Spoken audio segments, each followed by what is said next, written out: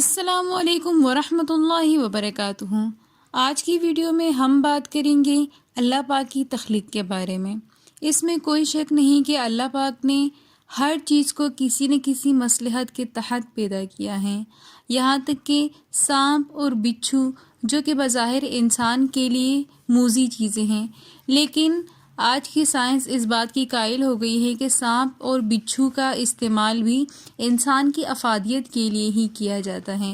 تو اسی طرح خنزیر کو نجس العین قرار دینے کے باوجود اللہ نے کیوں پیدا کیا؟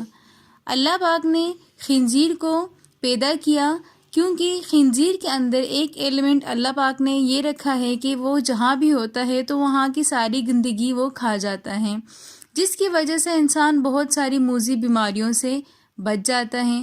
اسی وجہ سے خنزیر کا گوشت کھانے سے اللہ پاک نے انسان کو منع فرمایا، کیونکہ خنزیر کی خوراک اس کا پخانہ ہے، اور اس کے علاوہ خنزیر ہر طرح کی گندگی کو کھا جاتا ہے۔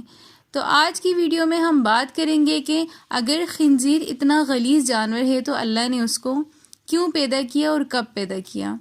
خنزیر کو اللہ پاک نے اس وقت پیدا کیا جب نوح علیہ السلام تمام انسانوں کو اور سب جانوروں کو لے کر کشتی میں سوار ہو گئے، اور جب نوح علیہ السلام کی کشتی طوفان نوح کے اندر تھی تو انسانوں اور جانوروں کی غلاظت کی وجہ سے کشتی کے اندر بدبو پھیلنا شروع ہو گئی۔ تو اس وقت نوح علیہ السلام نے اللہ پاک سے دعا کی کہ یا اللہ ہمیں اس سے نکالنے کے لیے کوئی اسباب پیدا فرما۔ اس وقت اللہ پاک نے خنزیر کے جوڑے کو، ایک نر اور مادہ کو پیدا فرمایا، جس نے وہاں کے موجود تمام جانوروں کی غلاظت کو کھا لیا، اور جس کی وجہ سے کشتی کے اندر سے بدبو ختم ہو گئی۔ لہٰذا اس بات میں کوئی شک نہیں ہے کہ اللہ پاک نے ہر چیز کو انسان کے فائدے کے لیے پیدا کیا، اور اس میں اگر بظاہر ہمیں کچھ حکمت نظر نہیں آتی، لیکن انسان ہی کی اللہ پاک نے اس میں بہت زیادہ فائدے اور حکمتیں پوشیدہ رکھی ہوئی ہوتی ہیں۔ اگر آپ کو ہماری آج کی ویڈیو انفارمیٹیو لگی ہو تو ویڈیو کو like, comment, share and subscribe ضرور کیجیے گا۔